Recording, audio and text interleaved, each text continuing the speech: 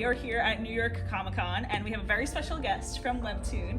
We have Keryl Ahmed, who is a writer for Webtoon, and she is the writer of Archie comic Big Ethel Energy. And I'm so happy to be here with you. I love your work. It's great, and I have some cool questions for you.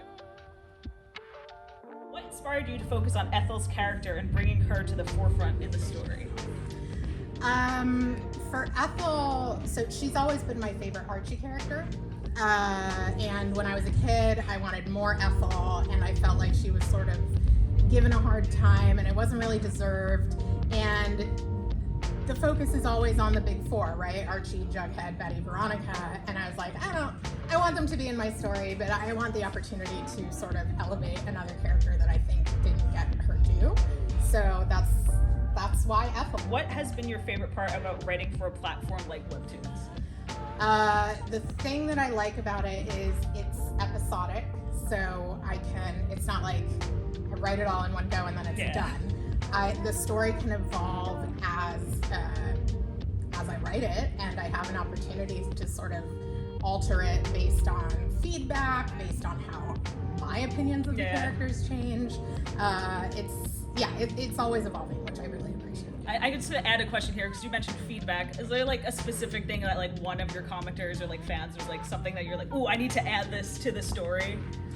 I would have to think about that, but I will say mainly clarity is a big one. Yeah. So like if I see that a bunch of people are confused by something, I will sort of try to address that later down the line. Yeah, and like Webtoons is like very different from like traditional publishing. So like I guess what are some of like the benefits of like having like the weekly post as opposed to like having like a giant like chapter book coming out?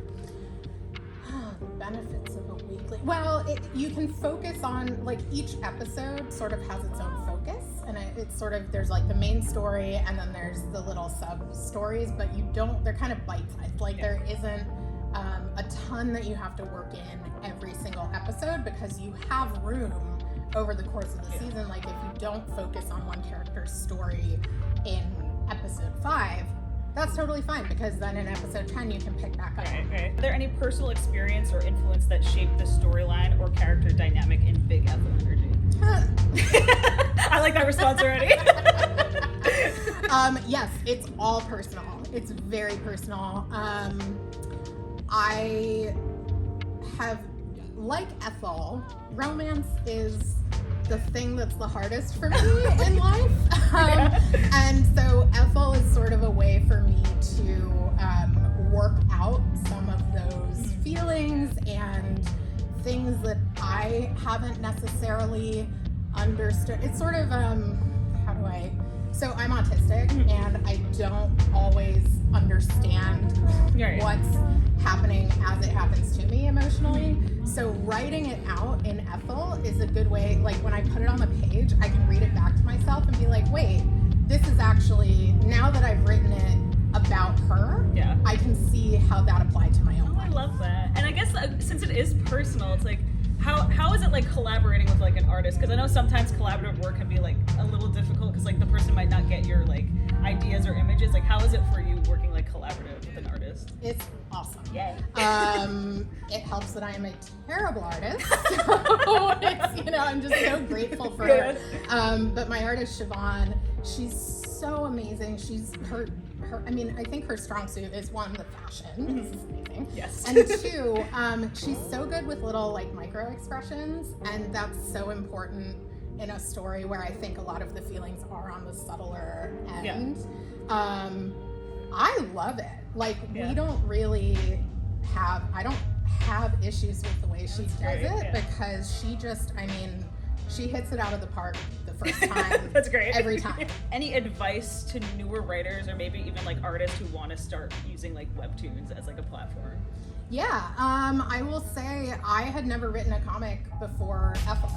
I've read plenty of them, but this is my first one. So it is doable, even if that's not something that you have much experience with. I think the main things are write a bunch, read a bunch.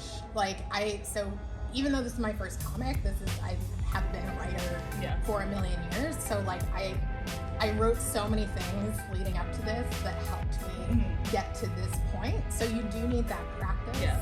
I can't emphasize enough, like reading is so important. Reading comics, reading books, reading the news, like it's just it'll influence your stories. And having a grasp on language and communication is very important. And then just like, I mean, the awesome thing about comics is that you can do whatever you want. You're not constrained by the things that typically constrain like movies, TV, even some novels, because you have that like visual and the dialogue and like I personally feel so free to write whatever I want with comics in a way that I don't feel as free when I write TV, which is my other medium. So just go for it. Just pick some weird thing and jump on it, and like people will love it. And then my last question for you, I guess I'm gonna combine these two, but where can people support your work and find your work, and like how was your Comic-Con experience so far? Obviously it's the first day of Comic-Con today, but how has it been so far? It's been great so far. I just finished up a panel and it was really fun. People can find my work on the Webtoon app or on the Webtoon site. There is also a print edition of Big Ethel Energy, so that you can find wherever books are sold. There's 3 volumes out now, and the volumes just came out last week. You can also get it on the Archie website, comic book shops. And then I can't talk too much about it, but I have another Archie title coming out in, I think, February, so keep an eye out for that. Hope you enjoy the rest of your stay at Comic-Con. All of her stuff will be linked down below, so you can definitely check out all the comics and everything there. Thank you guys for listening. Bye!